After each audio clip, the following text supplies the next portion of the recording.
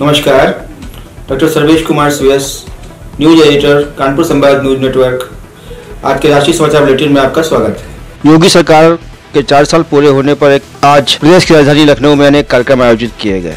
योगी आदित्यनाथ ने सरकार के कामकाज की जानकारी देते हुए कहा कि उनकी सरकार ने 4 साल में प्रदेश को देश की सबसे बड़ी अर्थव्यवस्था वाले राज्य के रूप में आगे बढ़ने का रास्ता बना दिया है। अब यूपी में लोग निवेश कर रहे हैं। ईज ऑफ डूइंग बिजनेस में प्रदेश को दूसरी रैंक मिली है। प्रति व्यक्ति आय में 2 गुनी वृद्धि हुई है। इस मौके पर उन्होंने एक विकास प्रदर्शनी का भी उद्घाटन किया, विकास यात्रा फिल्म का लोकार्पण किया तथा एक विकास पुस्तिका का विमोचन भी किया। लखनऊ में आज एलपीजी गैस से भरा टैंकर बिजली के पोल से टकराने के बाद पलट गया। टैंकर पलटते ही एलपीजी गैस का रिसाव शुरू हो गया। हालांकि बाद में इंजीनियरों ने गैस बंद की, जिससे बड़ा हादसा टल गया। यह घटना सरोजिनी नगर थाने के नादरागंज इंडस्ट्रियल एरिया की है। टैंकर पलटने के बाद पोल से काफी देर तक चिंगारी निकलती रही। किसी जान माल का कोई नुकसान मिलने की खबर नहीं है। वाराणसी की ज्ञानवापी प्रकरण में मां गंगा की तरफ से सिविल जज महेंद्र कुमार सिंह की अदालत में ज्ञानवापी मामले में एक और याचिका मां गंगा की तरफ से वाद मित्र बताते हुए दाखिल की गई।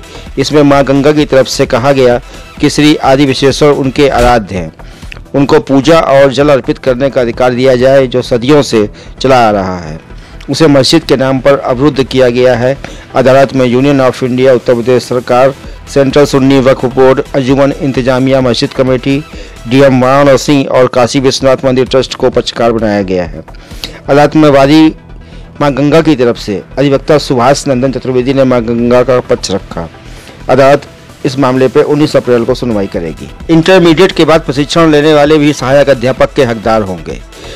इंटरमीडिएट के बाद एनसीटीई से मान्य शिक्षा डिप्लोमा धारक को सहायक अध्यापक भर्ती में नियुक्त करने से इनकार करने पर इलाहाबाद हाई कोर्ट ने आज एक महत्वपूर्ण फैसले में सहायक अध्यापक पद पर स्नातक के बाद प्रशिक्षण न होने के आधार पर याची की नियुक्ति देने से इनकार करने को गलत करार दिया।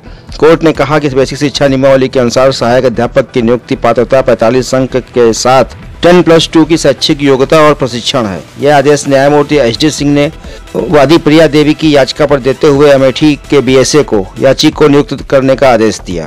केंद्र सरकार ने घरेलू उड़ानों का न्यूनतम किराया 5% बढ़ाने का ऐलान कर दिया है।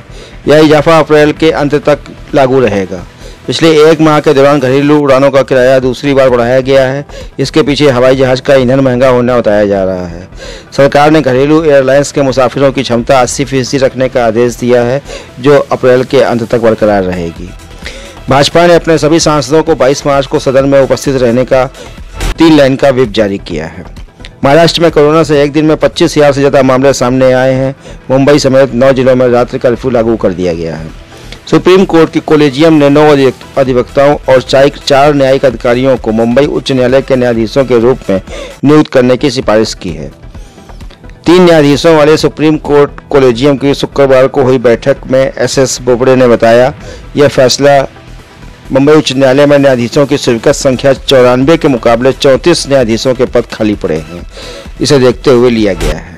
अहमदाबाद की बटवा क्षेत्र स्थित एक प्लास्टिक फैक्ट्री में भीषण आग लग गई है। मौके पर दमकल की 36 गाड़ियां मौजूद हैं, जो आग बुझाने में लगी हुई हैं। अभी किसी जानमाल के नुकसान की खबर नहीं है। दिल्ली में केंद्रीय मानव संसाधन मंत्री रमेश पोखरियाल ने IIT मुंबई के प्रोफेसर चेतन के साथ आज बस में एनर्जी स्वराज यात्रा में हिस्सा लिया।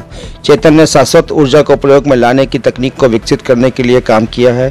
अमेरिका के रक्षा सचिव लॉर्ड जेम्स ऑस्टिन III, जो भारत की आधिकारिक यात्रा पर आए हैं, उन्होंने आज प्रधानमंत्री नरेंद्र मोदी से बातचीत की। राज्यसभा की कार्यवाही 22 मार्च तक के लिए स्थगित कर दी गई है। आज के राष्ट्रीय समाचार बुलेटिन में बस इतना ही। नमस्कार, शुभ रात्रि।